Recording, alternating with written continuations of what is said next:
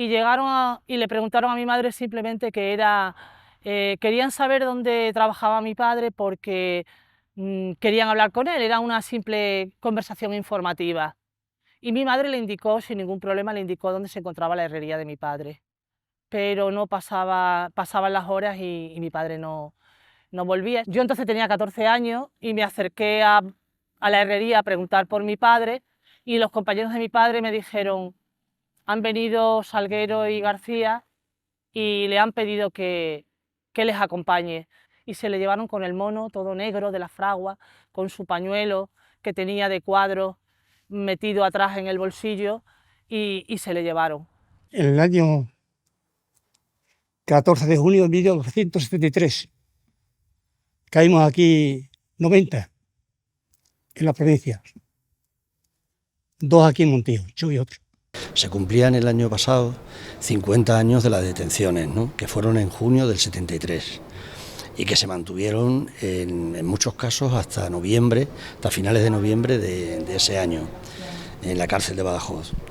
Entonces nos parecía muy urgente porque efectivamente allá hay muchos compañeros que han fallecido, de los que fueron detenidos, y otros que están muy mayores también, y entonces hay testimonios en el documental tanto de compañeros que fueron detenidos como de familiares de ellos, ¿eh? Y luego hay también el testimonio de otras personas que vivieron aquellos hechos, ¿no?, como por ejemplo Tomás Martín Tamayo, que era maestro en la cárcel de Badajoz, como por ejemplo Fermín Solano, que ahora es párroco en Don Benito, pero que entonces era cura en Orellana de la Sierra. Digamos que la caída del 73 se produce sobre todo en pueblos que son de Las Vegas altas y de Las Vegas bajas del Guadiana. Es una anomalía, digamos. Una anomalía porque eran pueblos en los que a priori, ¿no?, beneficiarios del cacareado Plan Badajoz, ¿no?, y sin embargo se convirtieron, paradójicamente, en la punta de lanza de la lucha contra el franquismo en Extremadura, ¿no? Me detuvieron a mí el día 8 de junio de 1973 y en la caída directa, porque me hicieron el registro en casa de una forma también sorpresiva, pero yo aquel día estuve en Don Benito y oí cosas, me vine rápidamente para casa y la documentación que había en casa la deshice. Entonces cuando llegó la brigadilla de la Guardia Civil a hacer el registro, pues no había nada en casa, no me pudieron coger nada. Y el maestro de los electricistas, un tal Eugenio, un hombre ya muy mayor, era militante del Partido Comunista. Y dice, Antonio, dice, vamos a desayunar. No, dice, tú sabes, tu hermano está detenido. Dice, está en Don Benito detenido. Dice, ¿lo están? Dice, lo están torturando.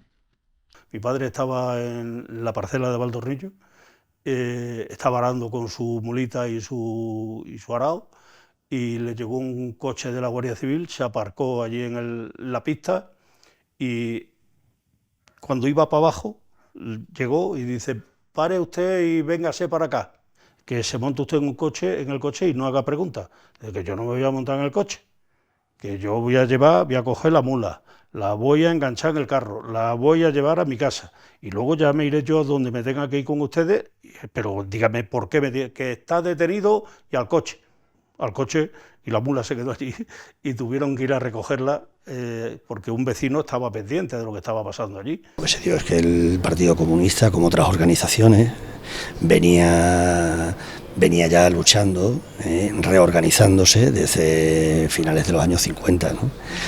No dejó en ningún momento, porque el PC, digamos que no dejó en ningún momento de intentar organizarse. El otro día comentábamos cómo aquí en el año 47, en la comarca en Villafranca, en Ribera, ¿no?, en Almendralejo, una caída muy importante, ¿no?, de militantes del PC. En Ribera hubo 16 compañeros que detuvieron en el año 47. O en el año 61 hubo caídas también, detenciones masivas en Mérida, en Badajoz, en Alconchel, en otras localidades, ¿no? Es decir, que digamos que el PC siempre fue una organización que no dejó nunca de intentar reorganizarse. Pero cuando va a cuajar esa organización y va a ir más allá de lo que eran los militantes, digamos, que habían vivido la guerra civil, Cuando una nueva generación va a protagonizar esas luchas, va a ser sobre todo a finales de los años 50 y sobre todo en los años 60, ¿no? Entonces digamos que las detenciones, aunque se producen en el 73, ya ha habido muchos conatos, ya ha habido mucho tanteo, está la gente muy vigilada, pero al mismo tiempo se han ido consiguiendo las formas de burlar, digamos, las detenciones. Digamos que es una etapa que yo creo que fue una de las etapas más brillantes del PC, que había tenido de todo, ha tenido etapas brillantes y etapas nada brillantes. Pero digamos que esa etapa del Partido Comunista sí es una etapa en la que consigue conectar con esa nueva clase trabajadora que no había vivido en primera persona la guerra civil y que empieza a organizarse no solo en las fábricas, no solo en Madrid, en Cataluña o en el País Vasco, sino también aquí, también en Extremadura, ¿no? Digamos que eso es lo que hace que en un momento determinado el gobierno franquista decida desmantelar, cuando conoce la red que se ha ido organizando, decide desmantelarlo, porque además han empezado ya los primeros movimientos de masa. Las comisiones obreras, por ejemplo. Hay una huelga muy conocida en la comarca de Don Benito, Villanueva, que es la huelga del arroz, que se produjo en el año 61.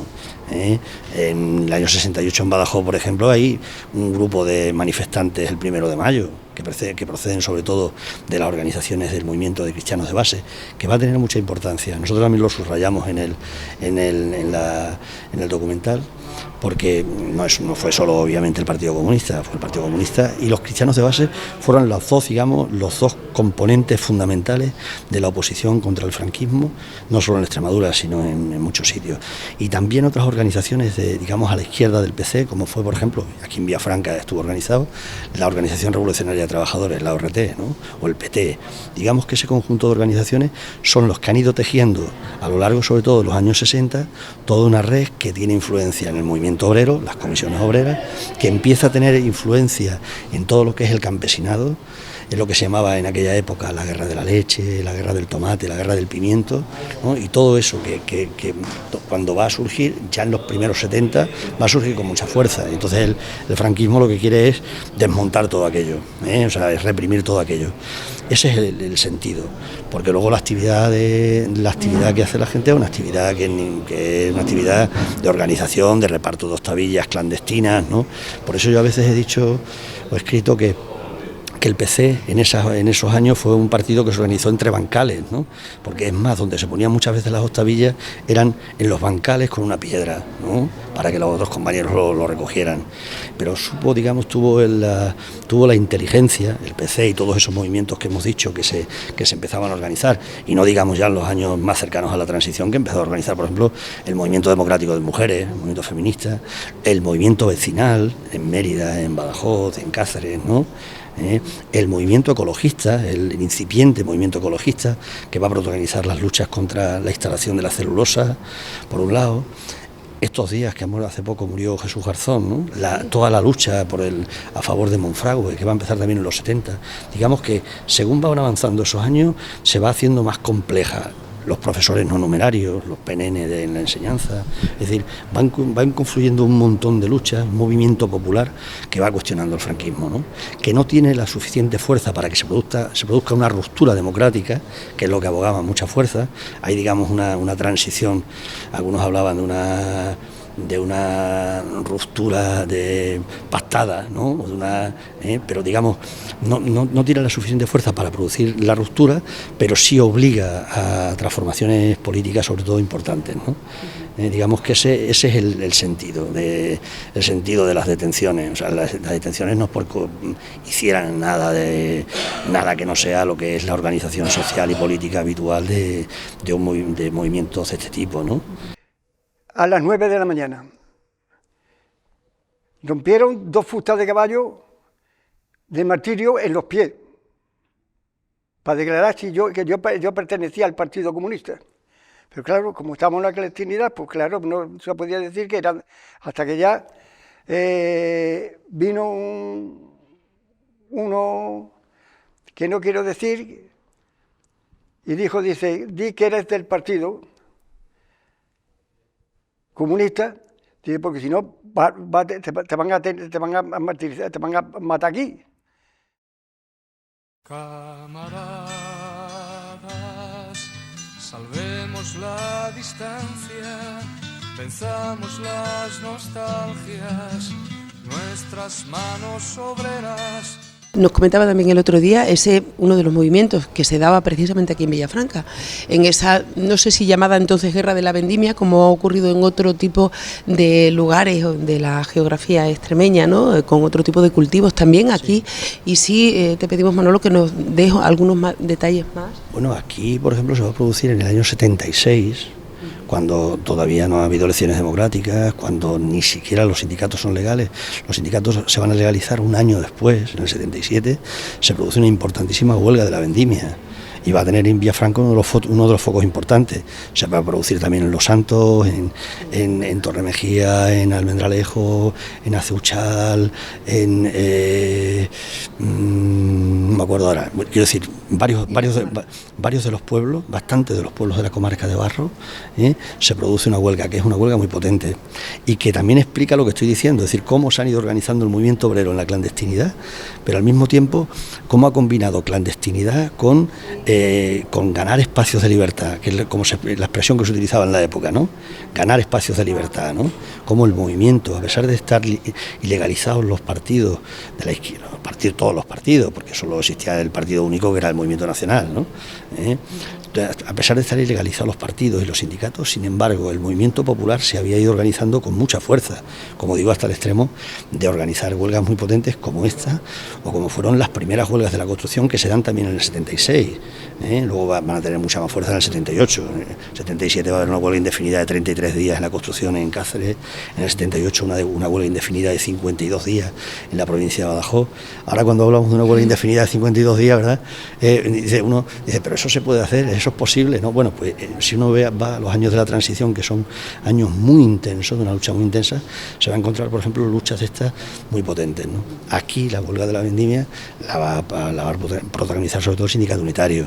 En otras localidades más comisiones obreras, ¿no? Pero digamos que también hay un mapa sindical ligeramente distinto al que hay ahora, ¿no?